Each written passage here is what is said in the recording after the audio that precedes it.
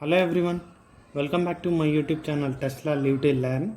So in previous videos we have discussed Thevenin's and Norton's theorems, and we have solved two example problems which consist of independent sources.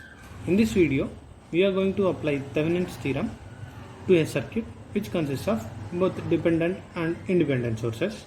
Then we are going to draw Norton's equivalent circuit because Thevenin's and Norton's circuits are source transformable. So the procedure we are going to follow is we are going to find VOC and we are going to find ISC. VOC is nothing but open circuit voltage and ISC is nothing but a short circuit current across the target terminals.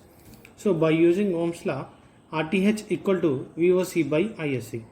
We will get VOC value, we will get ISC value, and we will get RTH value, so that we can draw Thevenin's and Norton's equivalent circuits. So let us move to the problem now. Determine the current I using Thevenin's theorem. So this is the current I we are going to find in this circuit. Here we got one voltage dependent current source 2Vx, and Vx is the voltage drop across the 1 ohm resistance. So first step is to find VOC by ISC. Next we are going to draw equivalent circuit. Next we are going to find current I. So finding VOC is our target and step 1. So what we are going to do is we are going to open target terminals. We have opened the 3 ohm resistor, so the circuit will become like this, and VOC is open circuit voltage, and this 2 ohm resistor is in series with open circuit, so this will be neglected. So the voltage across 2Vx current source is VOC only. When we apply KCL here, outgoing current I equal to incoming current I.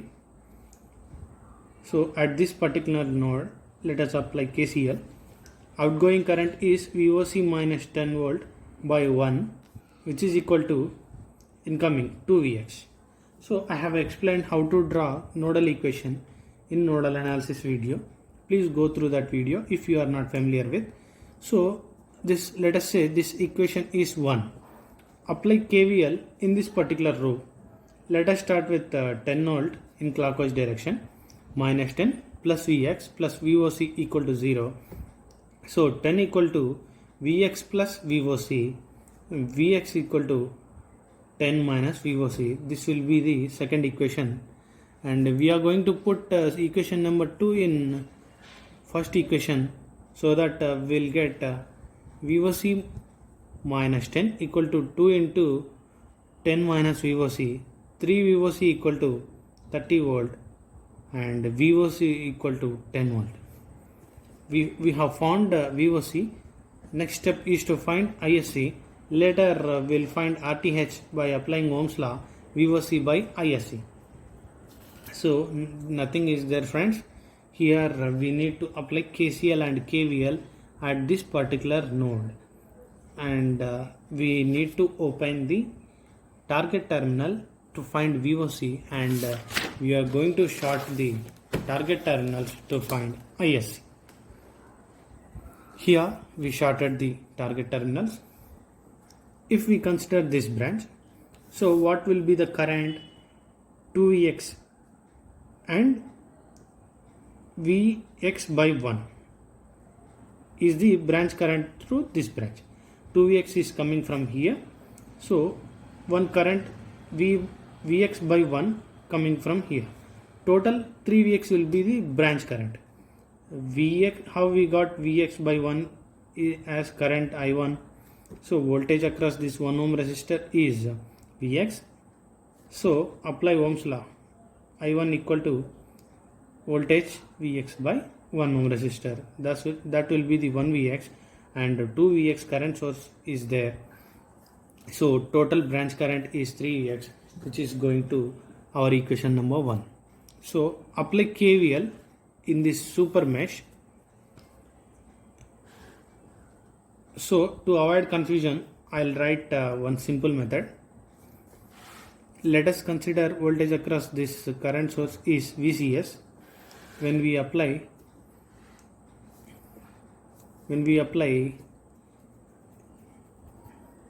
KVL in this particular loop and in this particular loop individually, if we apply here minus 10 plus Vx plus VCS equal to 0, that will be the equation number A. And if we apply KVL in this particular loop, VCS plus 6Vx equal to 0, that will be the equation number B. So we from these two equations, when we solve VCS equal to 6Vx, when we put that in this particular equation number A, we will get minus 10 plus Vx plus 6Vx equal to 0, which is equal to KVL. So this is called a super mesh. We can ignore this branch. So I wrote here directly minus 10 plus Vx, 3Vx into 2, that is 6Vx is equal to 0 is KVL. So when we solve that, Vx equal to 10 by 7. When we substitute equation number 2 in here, ISC equal to 30 by 7. So RTH equal to VOC by ISC 10 by 30 by 7, that is 7 by 3 ohm is Thevenin's equivalent resistance we have got.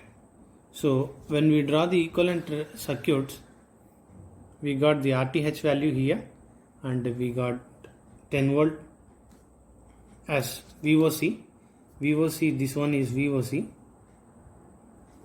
This is RTH, which is in series with load terminals. So when you find current I, these two are in series. 10 volt by 3 plus 7 by 3 will get 15 by 8 amperes. So since Thevenin's equivalent circuit and Norton's equivalent circuit are source transformable, we can draw the Norton's equivalent circuit also. So what is the ISC we got? 30 by 7 ampere, and Rn is equal to 7 by 3. When we apply current division rule, 30 by 7 into opposite resistor 7 by 3 by total resistance 3 plus 7 by 3, we will get 15 by 8 ampere. So I have explained a super mesh problem in mesh analysis example 3. If you are confusing here, if you are getting confusion here, so please go through third example problem in mesh analysis video so that you will get clarity. Here I directly wrote super mesh equation minus 10 plus Vx. I ignored this current source. Directly I moved here 2 into 3Vx, which is equal to 6Vx equal to 0. Minus 10 plus Vx plus 6Vx equal to 0 is the KVL in this super mesh. So I have explained here also. If you are not familiar with this explanation, please go through the mesh analysis video and solve the problem number 3. Okay. If you have any doubts in this particular problem, please mention in comment section. I will reply in next video if you have doubts. Okay, thank you friends, and take care. Please do subscribe to my channel Tesla Live to Learn and press the bell icon for the notifications. Thank you friends. In next video we are going to solve one example problem which consists of only dependent sources.